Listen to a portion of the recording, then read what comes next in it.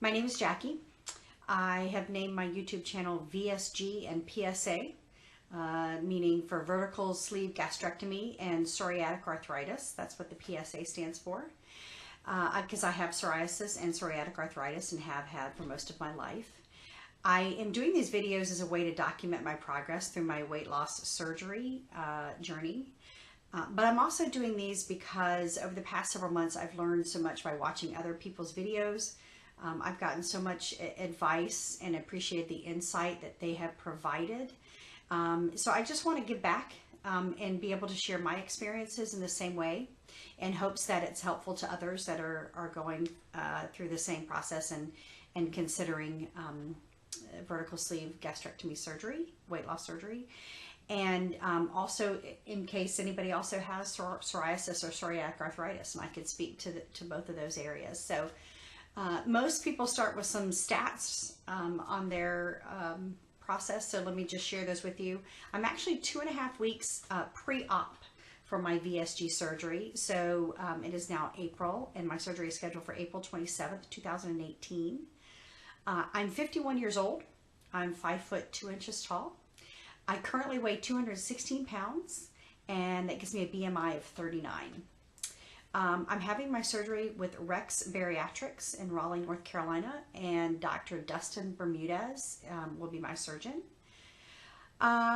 So I really just wanted to provide a little bit of history of me, and again, this is more for my sake and posterity, so I can just kind of walk through this journey and document what's going on. So I wasn't always overweight. I was a typical kid of the 70s and 80s, born in the late 60s, but raised basically in the 70s and 80s. I spent a lot of time outside, a lot of climbing trees and roller skating and going to parks and riding my bike, playing with the neighborhood kids, very typical suburban community. So we were outside a lot, and I had a family that was very physically active. I played sports very young, competitive sports. I swam competitively. I played tennis and in tournaments. I did a little bit of track in high school, in middle school and elementary school, but found that really wasn't for me. But I did play field hockey, and I played that for 9 years and played all through high school and really loved that. And then when I wasn't in season training for a particular sport like tennis or softball or field hockey, I also worked out. I was a member of our local YMCA, and so I worked out on a regular basis. And again, I had a family that was very encouraging. We're a very active, outdoorsy kind of family. We didn't go on, big hikes or whatever, but we were very athletic natured. But after college, I stopped playing sports, and my psoriasis got kind of bad during college in particular. And if you have psoriasis, or if you know somebody with it, it can be very painful and itchy and unattractive.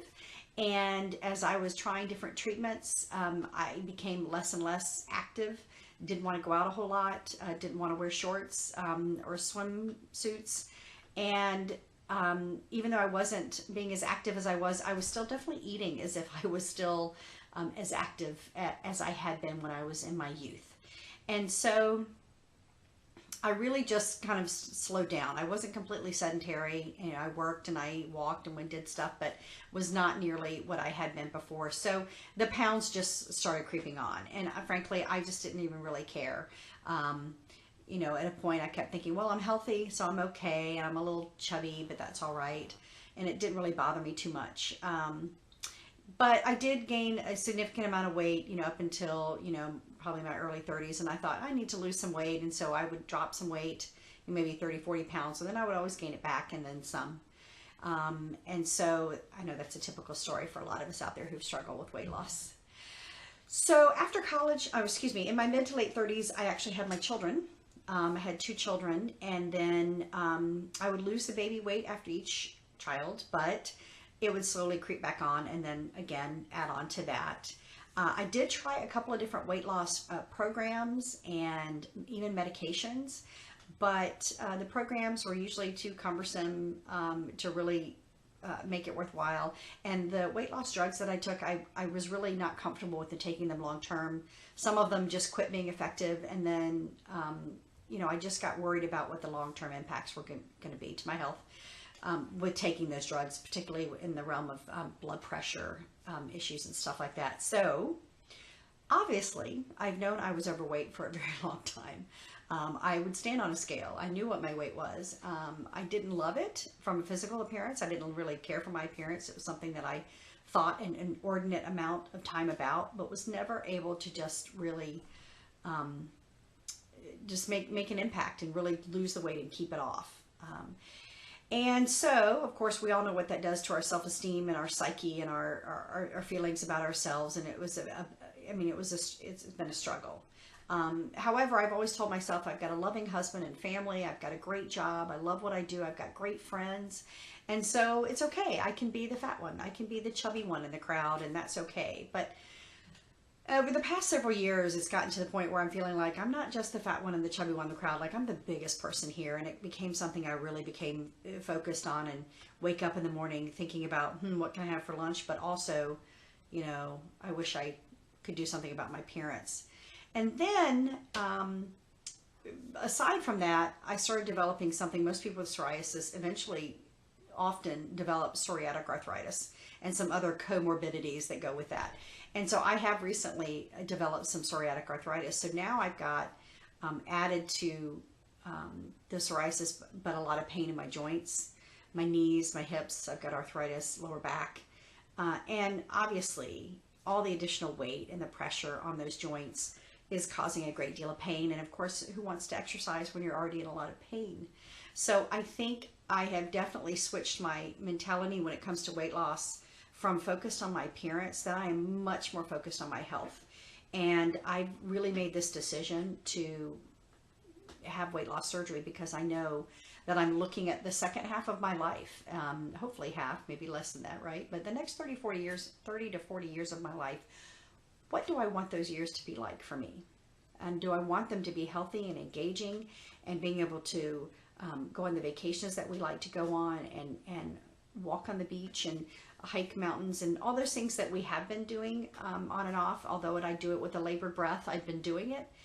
I'm worried that I'm going to be seeing a future of surgeries and hip replacements and joint replacements and potentially blood pressure issues. And I don't have diabetes or high blood pressure, but I could see that being in my future. I mean, that's almost, if you play that movie forward, with your doctor in your own head, it just logically, that's the direction that I'm heading. So with that being said, in early December, November of 2017, about 5 months ago, I saw my primary care physician, and he just was really matter of fact with me. And he said, have you ever considered bariatric surgery? And I at first I was a little taken aback. I know doctors have labeled me as obese, and that was kind of a painful thing to hear and see in my charts. But I really never thought that, really bariatric surgery, that could be for me.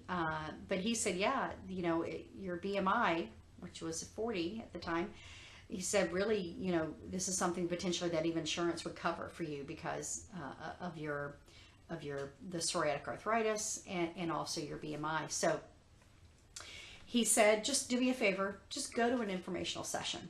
Just go and find out what it's about. And I did. In early December, I went, actually on my birthday, on my 51st birthday, I walked in to Rex Bariatrics into their informational session in the evening, and I was nervous and I was self-conscious, and it was great. They were so incredibly welcoming, from the doctors to the dietitians to the mentors that were there, people who have had surgery over the past many years that mentor and run groups, support groups for people who are interested in surgery. And so it was great, and it was very positive experience to go to. And so at that point in time, I said, look, I'm just going to go pursue this. I'm going to see what it takes to get the approval through the insurance and just go ahead and make this leap. And so I talked to my husband, obviously, about it. I also talked to my children about it, and I explained to them that there were going to be some changes in the way, my habits, the way I even eat food, the way that I'm looking at food, the way we're going to be preparing foods, that kind of thing.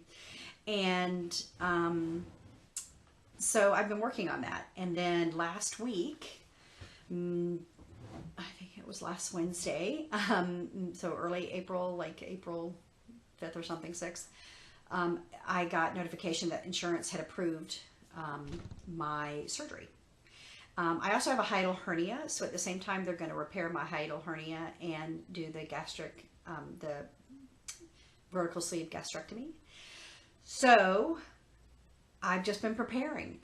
So in this past 3.5 months, I've been doing all the things that were required by my insurance company to become approved, and it involved getting all kinds of seeing different doctors for different things. My company required that I have a endoscopy, an ultrasound of my upper GI area, a colonoscopy, which I was going to do anyway because I was 50, and a psych eval. Interestingly enough, we had to have a psychological evaluation, and also to start adhering to the dietary requirements and recommendations pre-op. So I've actually lost almost 15 pounds since I started the process in December, and that's pre-surgery, which is great. And I think it showed the insurance company and my doctors that I was committed to really doing the work that I'm going to have to do, because the hardest parts haven't even started yet. I haven't even had the surgery or to deal with kind of the post-operative stuff. So anyway,